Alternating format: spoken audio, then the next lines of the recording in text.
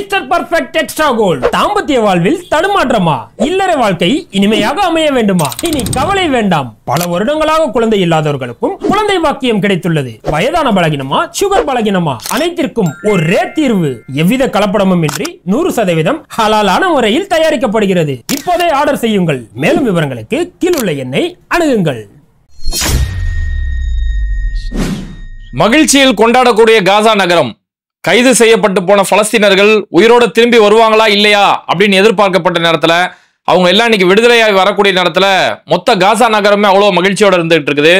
இப்ப இஸ்ரேலுடைய இந்த அராஜகம் அடங்கி இருக்கக்கூடிய இந்த நேரத்துல காசாவுக்குள்ள உள்நாட்டு போர் ஏற்பட்டுருமோ அப்படிங்கிற அடுத்த கட்ட பயம் ஒரு பக்கம் ஏற்பட்டிருக்குது.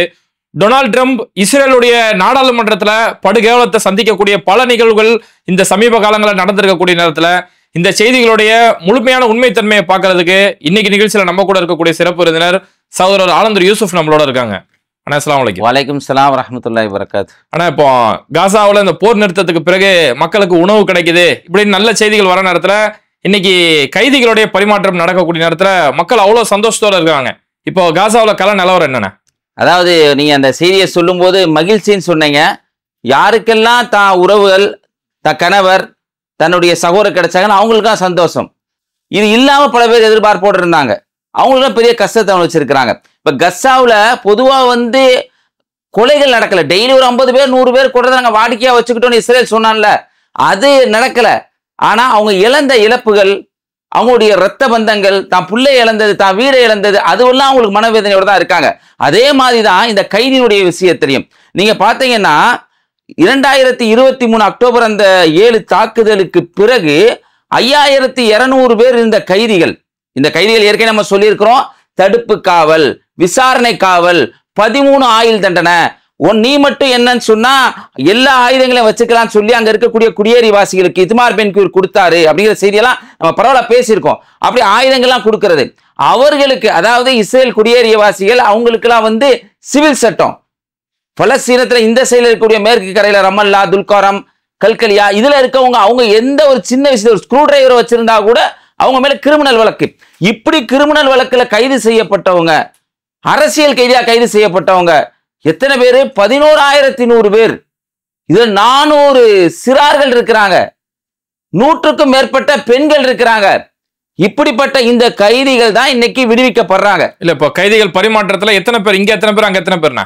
அதாவது இங்க 20 பேர் உயிரோட முழுவதுமாக கொடுக்கப்பட்டிருக்காங்க. 28 பேர் இறந்து போனவங்க. எப்படி இறந்து போனாங்க அப்படிங்கிற செய்தியை பார்க்கும்போது ஏற்கனவே நெத்தனியா சொன்னார்ல, அவங்க இறந்து போனாலும் எங்களுக்கு கவலை கிடையாது அப்படின்னு சொன்னார்ல, அவர்களையும் உள்ளடக்கிய அந்த 28 பிரேதங்கள் அங்க போறாங்க. இவங்க முஸ்லிம்களுடைய தரப்புல இருந்து, இந்த அப்பாவி மக்களுடைய தரப்புல இருந்து 1718 பேர் விடுதலை செய்யப்படுறாங்க. இந்த 1718 பேர் விடுதலை செய்யப்படுறதுக்கும் அவங்க அனுபவிக்கக்கூடிய அந்த நிலைமைகளும் இவங்க அனுபவிக்கிற நிலைமையும் நம்ம ஒப்பிட்டு மக்களுக்கு சொல்லிடுவாங்க, புரிஞ்சுக்குவாங்க. இப்ப பாத்தீங்கன்னா இஸ்ரேல்ல இருந்து உடனே உளவு விமானம் வருது, ஹெலிகாப்டர் வருது, உடனே கூப்பிட்டு போறாங்க, உடனே மருத்துவமனை கூப்பிட்டு போறாங்க, அவங்களுக்கு தேவையானதை உடனே செக் பண்றாங்க. எந்த பாதிப்பும் இல்லாத சமயத்துல, ஆரோக்கியமா நடந்து வரக்கூடிய சமயத்துல. அவங்களுக்கு ஞாபகம் இருக்கலாம், 2023 நவம்பர் முதல் இடைக்கால போர் நிறுத்தம் யோசே லிப்டிசிட்டிஸ் வெளியிட்டாங்களா, கையில அந்த என்ன சொல்ற சீஸ் தண்ணி இல்லாத போது வாட்டர் கேன் கையில கொடுத்து சொலாம்னு சொல்லிட்டு, நாங்க உங்களை கொடுமைப்படுத்த மாட்டோம்னு சொன்னாங்கன்னா குரானை படிக்கிறோம் அப்படின்னு அந்த போராளி குழுக்கள் சொன்னாங்கன்னு அந்த அம்மா சொன்னாங்களே, அப்படியான நிலைமை இங்க இல்ல. கைதிகள் தலையில முத்தமெல்லாம் கொடுத்துட்டு போனாங்க. அந்த வயோதிகா அந்த பாட்டிமா தலை முத்தமெல்லாம் கொடுத்துட்டு போனாங்க.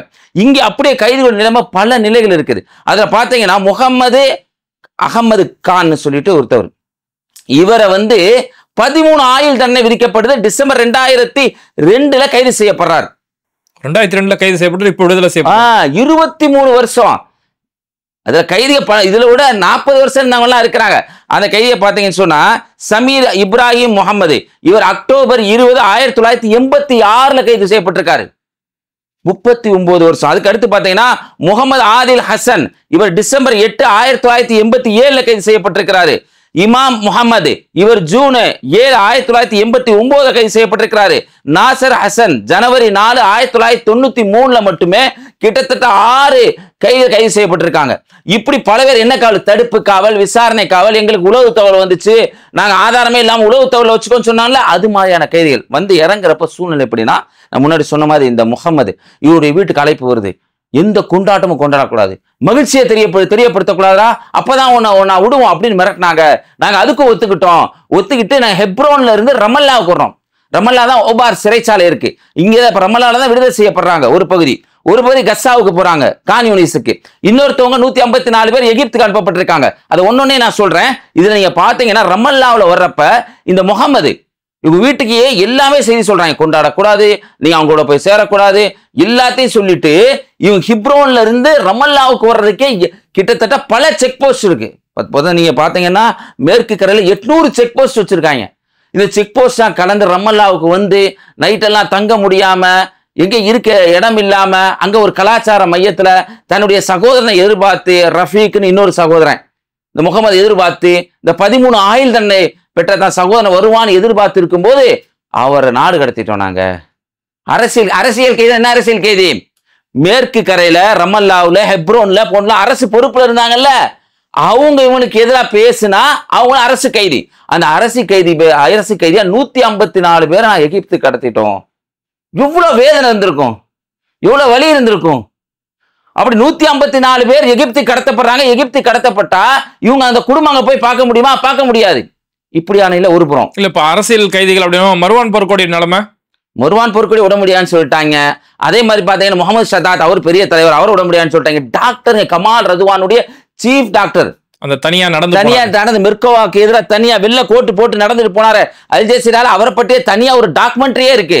அவர் அபு சாஹிப் அந்த டாக்டர் அவரை விட மாட்டேன்னு சொல்லிட்டாங்க. இப்படி கைதியான இதுல இன்னொரு கவனிக்க வேண்டியது, கைதியோட நிலைமை தான் மக்களுக்கு நிறைய சொல்லணும். நீங்க பாத்தீங்கன்னா இன்னைக்கு அவர் இப்படி கைது செய்யப்பட்டு முகமதுக்கு இப்படிப்பட்ட நிலையில ஒருத்தர் வர்றாரு, சாத். இவர் என்ன பண்றாருன்னா பாலஸ்தீன டுடேங்கிற பத்திரிகை, இவர் வந்து மார்ச் 2024 செய்தி சேகரிச்சுக்கிட்டு இருக்கப்ப கைது செய்யப்படுறாரு. அங்க இவரை எப்படி ஒரு கைதியை எப்படி நடத்தணும் ஒரு நிலை இருக்குல்ல, நிர்வாணமாக்கி அந்த பிரைவேட் பார்ட்ல பல முறை தாக்குதல் நடத்தப்பட்டு பல முறை மின்சாரத்தை செலுத்தி இருக்கிறாங்க. இப்படி பல முறை செய்யறப்ப கூட உளவியலா தாக்கப்படுறது. உன் புள்ள செத்துறாங்க தெரியுமா, உன் பொண்டாட்டி செத்துறாங்க தெரியுமா, மனசுல நொந்து போயிருக்கா. அவர் அப்படி விடுதலையாய் வெளியில வர்றாரு. அவரு அப்படியே வண்டியில அந்த வர்றப்பெல்லாம் என் பிள்ளை இறந்துருச்சு, என் மனைவி இறந்துருச்சு அப்படின்னு நினைச்சுக்கிட்டே வந்து வீட்டுக்கு பாக்குறாரு. பிள்ளைய மனைவி எல்லாரும் உயிரோடு இருக்கிறாங்க. அந்த காட்சிகள் தான் நீங்க பாத்துருக்கீங்க. பிள்ளை மனைவிகளை இறந்ததா சொல்லி உளவியலா தாக்குறது. உளவியல் இதுதான் ஒழுக்கமான ராணுவம் சொல்லிக்கிறாங்க. அது இதுதான் பாருங்க. இன்னொரு பக்கம் பாத்தீங்கன்னா ஐமன், இது ஒரு சாராருக்கு இது பொய்யா சொல்லியிருக்காங்க, ஒரு சாராருக்கு உண்மையிலே நடந்த கூட சொல்லல. ஐமன் சொல்லி ஒரு சகோதரன், ஐமன் சலோதின்னு சொல்லி ஒரு சகோதரன், அவன் வந்து பாக்குறான் தன்னை தவிர யாருமே இல்லை தான் குடும்பத்துல, டோட்டல் இன்டீரியர் குடும்பத்துல சொந்தக்காரங்க யாருமே இல்லை. இப்படியான நிலை இந்த கைதிகளுடைய பரிமாற்றத்துல ஒரு பக்கம் பார்த்தீங்கன்னா கிடைச்சவங்களுக்கு எல்லாம் சந்தோஷம், நோய்வாய்ப்பட்டவங்களா இருக்காங்க பல பேர் மருத்துவமனைக்கு, அதாவது ரமல்லாவோட மருத்துவமனை இருக்கு, காசாவோட மருத்துவமனை கிடையாது, மருத்துவமனைக்கு செல்ல முடியாத நிலை. ரமல்லா ஒரு சில மருத்துவமனைக்கு போறாங்க. ஒரு எதிர்பார்த்து யாருமே இல்லாம 154 பேர் இப்ப வந்து எகிப்துக்கு போயிட்டாங்களேன்னு மனக்கவலையோட ஒருத்தவங்க போறாங்க. ஒருத்தவங்க குடும்பத்தையே இழந்திருக்கக்கூடிய சூழ்நிலை. இப்படியான பல்வேறு நிலைகளை அந்த சந்திச்சிருக்கிறாங்க. இதுக்கிடையில அந்த கைதிகள் இப்ப இஸ்ரேல் இருக்கக்கூடிய அந்த ஹாஸ்டேஜா பிடிக்கப்பட்ட அந்த கைதிகள் அவங்க எல்லாம் மகிழ்ச்சியா நம்ம அதை வரவேற்கிறோம். அதுல வந்து சந்தோஷத்தை கண்டு நாங்க கோவப்படுறவங்க கிடையாது, அப்படி நம்மளுக்கு இஸ்லாம் சொல்லி தரல. அந்த அவங்க எல்லாம் சந்தோஷமா இருக்கக்கூடிய நிலையை பார்க்க முடியுது. இதுல கூடுதலான தகவல் என்னன்னா, நவம்பர் 2023 240 கைதிகள் வந்து விடுவிக்கப்படுறாங்க. விடுவிக்கப்பட்டு ஒரே வாரத்துல 30 பேர் அதே கைது செய்யப்பட்டாங்க. இந்த 1718 பேர் வந்திருக்கவங்க நாங்க மறுபடியும் கைது செய்யப்படுவோங்கிற அச்சம் இருக்குங்கிறது கூடுதலா அந்த கைதிகள் சொல்லக்கூடிய தகவல்களாக இன்னைக்கு இருக்கு. சரிண்ணா, இப்போ காசாவுல இப்ப உணவு கிடைச்சிருச்சு, பழைய கைதிகள் பல பேர் விடுதலை ஆகிறாங்கன்ற ஒரு சந்தோஷம். காசாவுல உணவு எல்லாம் முழுவதுமா வரல. ஏற்கனவே நம்ம சொல்லியிருந்தோம், மீட் எல்லாம் கிடையாது, காய்கறி கிடையாது, எதுவும் கிடையாது. அங்க ஸ்ட்ராபெரி எக்ஸ்போர்ட் இருந்துச்சு, அவங்க தான் நம்பர் 1 வேர்ல்டுக்கு. இது இன்னைக்கு அழிக்கப்பட்டிருக்குது. 25,000 ஹெக்டார் அளவுக்கு நிலங்கள் அழிக்கப்பட்டிருக்கு காசாவுல. அதாவது முன்னிருந்த கஷ்டம் இல்லை, முன்னிருந்த கஷ்டம் இல்லத்துல ஃப்ரீயால எல்லாத்துக்கும் உணவு கிடைக்கல. அதே சமயம் இன்னைக்கு இப்ப ராய்டர்ஸ் செய்தி தரக்கூடியது, நாங்க 6 பேர் இஸ்ரேல் அஃபீஷியலா சொல்றாங்க, நாங்க பெய்ட் லஹியால வடக்கு வாடி காசாவுல 6 பேர் நாங்க சுட்டு கொண்டிருக்கோம். காரணம் எங்களுக்கு அச்சுறுத்தலா இருந்துச்சு. அடப்பாவிகளா, அதாவது நம்ம இன்னைக்கு நம்ம கொடுக்கிற மாதிரியான ஒரு இது கிடையாது. அதாவது முன்னிருந்ததோட கொஞ்சம் பரவாயில்ல அப்படின்னு தான் சொல்ல முடியுமே தவிர முழுவதுமான நிவாரணம் அவங்களுக்கு கிடைக்கலங்கிறதா யதார்த்தமான உண்மை. சரி, இப்போ இத்தனை நாளா அந்த 2 வருஷமா தொடர்ந்து போர்கள் நடந்துட்டு இருந்த நேரத்துல இப்போ ஏதோ ஒரு மூச்சு விடக்கூடிய ஒரு ஓய்வு அவங்களுக்கு கிடைச்சிருக்கு. ஆனா இப்ப திடீர்னு பார்த்தோம்னா துக்முஷ்னு ஒரு அமைப்பு, அவங்களுக்கும் ஹமாஸ்க்கு மத்தியில நடக்கக்கூடிய போர்களால திரும்ப பல உயிர்கள் கொல்லக்கூடிய நிலைமை ஏற்படுது. இது என்ன பிரச்சனை? துக்முஷ்ங்கிறது அங்க இருக்கக்கூடிய ஒரு பூர்வீக குடும்பம் அப்படின்னு சொல்றாங்க. அவங்க தெற்கினுடைய சில பகுதிகளை கையில வச்சிருந்தாங்க. 2006 இஸ்ரேலுடைய ஒரு சிப்பாய் கிலாட்டை பிடிச்சிட்டு வந்துடுறாங்க. அதுல துக்முஷு செயல்பட்டு இருக்கிறாங்க, ஹமாஸினுடைய உறுப்பினர் செயல்பட்டு இருக்காங்க. அதை வச்சுதான் இஸ்ரேலுடைய சிறையில இருந்த 1000க்கும் மேற்பட்டவர் வெளியில கொண்டு வரப்பட்டாங்க. அதுல எகியா சின்வரும் ஒருத்தவர். இப்ப இந்த துக்முஷினுடைய சமீப கால நடவடிக்கை சந்தேகத்துக்கு உட்பட்டதா இருக்குன்னு சொல்லிட்டு பரவல் அல் ஜசீரா உட்பட எல்லாம் தெரிவிக்கிறாங்க. ஏன்னு சொன்னா இதுக்கு முன்னாடி துக்முஷ் பார்த்தீங்கன்னா எந்த இடத்துல அதோடைய பேர் அடிபடலை. வெளியில போன உடனே அவங்க இப்ப யார் அங்க மக்களால் தேர்ந்தெடுக்கப்பட்ட ஆட்சி யாரு? ஹமாஸ். ஹமாஸ் என்ன பண்ண நிர்வாக அமைப்பை கையில் எடுக்கிறாங்க, அங்க இருக்கக்கூடிய போக்குவரத்தை சரி செய்யறாங்க, சாலையை சரி செய்யறாங்க, மக்களை கட்டுப்படுத்துறாங்க. இதெல்லாம் செஞ்சவன துக்முஷ்ங்கிற இந்த குழு வர்றாங்க. சுப்ராங்கிற பகுதியில இவங்க என்ன செய்யணும், ஜோர்டானுடைய ஒரு மருத்துவமனை இருக்குது. அந்த மருத்துவமனையில இவங்க குடும்பமா சேர்ந்து அங்க போறாங்க. இவங்களுக்கு நிறைய ஆயுதம் வச்சிருக்காங்க. அப்ப ஹமாஸ் என்ன சொல்றாங்கன்னா, இந்த பகுதி நாங்க எங்க அஃபீஷியலா உருவாக்க போறோம், கவர்மெண்ட் அஃபீஷியலா உருவாக்க போறோம், வெளியில போயிருங்க அப்படின்னு சொல்றப்ப அதை கேட்காம அங்க ஒரு சண்டை ஏற்படுது. அதுல சலா அல் ஜஃப்ராவி என்று சொல்லப்படக்கூடிய சகோதரன், கண்டிப்பா எல்லா சோசியல் மீடியால அந்த சகோதரனுடைய படம் அதிகமா பகிரப்பட்டு கொண்டிருக்கு. சலா அல் ஜஃப்ராவி அந்த போர் நிறுத்தம் ஏற்பட்ட உடனே வாடி கேசாவில் இரவு நேரத்துல லைட்டை எடுத்துக்கிட்டு போய் மக்களுக்கு அறிவிப்பு செய்த சலா அல் ஜஃப்ராவி அந்த ஷூட் பண்ணி ஹமாஸுடைய தரப்புல 8 பேரும், அவங்களுடைய தரப்புல 33 பேர் இறந்து போயிருக்காங்க. இதுவும் இஸ்ரேலுடைய வேலை. எப்படி சொல்றோம்னா, யாசிர் அபு சபாப்னு ஒருத்தன், அவன் ட்ரக்ஸ் வியாபாரி. அவனை 2023 டிசம்பர்லயே வெளியில எடுத்து அவங்க ஆயுதத்தை கொடுத்து கான்யூனிஸ்டினுடைய பல பகுதி அவங்க ஒப்படைச்சு, நாங்க ட்ரக்ல உணவு அனுப்புவோம், அதை நீ கொள்ளையடிச்சு அதை விற்கணும், கொள்ளையடிச்சு கூட விளைவிக்கிறத இவங்க தான். இந்த பட்டத்தை யார் மேல சுமத்தணும்? ஹமாஸ் மேல சுமத்தணும். அப்படிங்கிற ஒரு நிலையை நாங்க செஞ்சோம். அதாவது இஸ்ரேலுடைய நாடாளுமன்றத்துல நெத்தனியா ஒத்துக்கிறார், ஆமா நான் யாசிர் அபு சபாப் கையில ஆயுதங்களை கொடுத்துருக்கோம், நாங்க செய்ய சொல்லியிருக்கோம் அப்படிங்கிற அஃபீஷியலா ஒத்துக்கிட்டாரு. இதுதான் அங்க உள்ள இருக்கக்கூடிய நிலைமுறை. இது இவங்க சர்வாதிகாரிக்கு உள்ள பழக்கம் தான். நாட போனா அதை பிரிச்சு அங்க 2 நாட்டுக்குள்ள கலவரத்தை உண்டு பண்ணக்கூடிய வேலைகள்ல ஒரு வேலையை செஞ்சிருக்கிறாங்க. இறைவன் இருக்கிறான், அதற்கான வாய்ப்பு குறைவாக தான் நம்மளுக்கு தெரியுது. ஏன்னா மக்கள் அவ்வளவு உறுதியா ஒற்றுமையா இருக்கிறாங்க. சரி, நான் இதெல்லாம் நடந்திருக்க நேரத்துல டொனால்ட் ட்ரம்ப் இஸ்ரேலுடைய நாடாளுமன்றத்துல போய் பேசுறாரு. அங்க அவருக்கு எதிரான சில கோஷங்களும் எழுப்பப்படுது. அங்க என்ன நடந்தது? 2 சம்பவம் நடந்திருக்கு. ஒன்னு அவர் திங்கட்கிழமை அன்னைக்கு பாத்தீங்கன்னா காலையில ஃபர்ஸ்ட் இஸ்ரேலுடைய நாடாளுமன்றத்துல போய் பேசுறாரு. ஈவினிங் எகிப்துல இருக்கக்கூடிய எல் ஷேக்கு அங்க பேசுறாரு. அங்க எல்லா தலைவர்களும் வந்திருக்கிறாங்க. இங்க இஸ்ரேலுடைய நாடாளுமன்றத்துல பேசுறாரு. நாடாளுமன்றத்துல 2 அரபு தலைவர்கள் இருக்கிறாங்களாம். அது 2 தலைவர் பாத்தீங்கன்னா ஒன்னு ஐமன் ஓதி, இன்னொரு ஒபார் காசிப். இவங்க இஸ்ரேல் நாடாளுமன்றத்துல 2 முஸ்லிம் 2 பேருமே அரபு உலக தலைவர்கள். 2 பேருமே என்ன சொல்றாங்கன்னு சொன்னா, அவங்களுடைய கருத்தியல் என்னன்னா, சமாதானமா எல்லாரும் இருக்கணும், பாலஸ்தீனத்துக்கு தனி நாடு வேணும், அவங்களுக்கு தனி உரிமை வேணும், நம்மள மாதிரி அவங்களும் மதிக்கப்பட வேணும், அங்க ஆக்கிரமிப்பு செய்யக்கூடாது அப்படின்னு சொல்லக்கூடியவங்க. அவங்க மக்கள் தேர்ந்தெடுத்தனால நாடாளுமன்றத்துக்கு போக முடிஞ்சிருக்கு. அவங்க 2 பேரும் ட்ரம்ப் பேசிக்கிட்டே இருக்கும் போது குரல் எழுப்ப ஆரம்பிச்சிடறாங்க. நம்மால் அப்படியே ஸ்டக் ஆயிட்டார். 5 நிமிஷம் எதுவுமே புரியாம ஸ்டக் ஆயிருக்கக்கூடிய இந்த நிலை ஏற்பட்டிருக்கு. உடனே என்ன பண்றாங்கன்னா, அவங்களுடைய அவைத் தலைவர் மன்னிப்பு கேட்கிறாரு. உடனே அங்க இருக்கக்கூடிய இருக்கவங்க எல்லாம் ட்ரம்ப் ட்ரம்ப்னு கத்துறாங்க. இதை கொண்டாடிக்கிட்டு இருக்கிறாங்க. அவருங்க என்ன பேசுனாங்க, அந்த ஐமன் ஓதி என்ன பேசினாரு, அவங்களுக்கு எல்லாத்துக்கும் சம உரிமை கொடுக்கணும் அப்படிங்கிற பேசுறது இங்க கவனிக்கப்படாம போயிருது. இன்னொரு பக்கம் எகிப்துல நடந்திருக்கு. எகிப்துல இவங்க செஞ்சதை பார்த்தா பெரிய ஒரு கேலி கூத்தா இருக்கு. நீங்க பார்த்தா நெட்டிசன்களை பயங்கரம் விமர்சிக்கிட்டு இருக்கிறாங்க. என்னன்னா, ஜெர்ஜியா மெலானி இத்தாலியனுடைய பிரதமர் வந்திருக்காங்க. நம்ம ஐயா ட்ரம்ப் வழக்கம் போல நீ ரொம்ப அழகா இருக்க அப்படி, அப்படியா நீ இந்த மாதிரி என் நாட்டில் போய் நான் அழகா இருக்கேன்னு நான் உன்னை சொன்னேன்னா பெரிய பிரச்சனையாகி போயிடும் அப்படின்னு சொல்லி அவர் சொல்ல பார்த்தா தைஃப் ஏர்துவான் அவரும் சும்மா இருந்திருக்கலாம். அது சும்மா இல்லாமல் அவர் ஒரு நல்ல நடிப்பில் சொன்னா கூட நம்ம பார்க்கலாம். ஏன்னா அவர் என்ன சொல்றாருன்னா, நீங்க அழகா இருக்கிறீங்க, சிகரெட் குடிக்காம இருங்க. ஒரு நாட்டு இப்பதான் சிகரெட் அடிக்கிற பொம்பளை, இந்த பொம்பளை சிகரெட் அடிச்சுக்கிட்டு இருக்கிறா, அதை சொல்லி சிகரெட் அடிக்காதீங்க. எங்க மோடிஜி கூட செல்ஃபி எடுத்து பாரு, அந்த செல்ஃபி நல்லா சொன்னீங்க நீங்க. செல்ஃபி எடுத்து நான் எங்க இந்திய நாட்டு பிரதமர் எங்க கூட இருக்காரு, நான் போட்டோ எடுக்க சொல்லி நானும் வரவேற்றிருப்பேன். அப்படி சொல்லல. ஜார்ஜி என்ன சொல்றாங்கன்னா, வலதுசாரிகளா நாங்க ஒண்ணு சேர்ந்துட்டோம். எனக்கு சமீபத்தில் 2 வாரத்துக்கு முன்னாடி இத்தாலியில ரோம்ல ஓட்சோர் விஷயமா அங்க மக்கள் போராடுறாங்க. இங்க ராகுல் காந்தி மக்கள் நீங்க பேசிக்கிறாங்க, டே இந்த வலதுசாரி எல்லாம் இப்படித்தான் எண்ணத்தில் இருப்பீங்களாடா அப்படின்னு பேசிக்கிறாங்க. இப்ப தைஃப் எர்துவான் போய் சொல்றாரு, நீங்க சிகரெட் அடிக்காதீங்க, ஓய கெடுத்துக்கிறீங்க. இப்படியான கூத்து நடந்ததுல பாருங்களேன். இந்த போரை ஆரம்பிச்சு வச்சு நிதி கொடுத்தது யாரு? $3.5 பில்லியன் கொடுக்கறது யாரு? அதிகமான ஆயுதங்களை எக்ஸ்போர்ட் பண்றதுல முதல் இடத்துல இருக்கக்கூடியது அமெரிக்கா தானே. அவன் தான் ஆயுதத்தை கொடுக்குறான், அவன் தான் அடிக்கிறான், அவன் தான் GFH வச்சிருக்கிறான், எல்லாம் செய்வான். அவனே போர் எடுத்துன்னு சொல்லிடுறான்.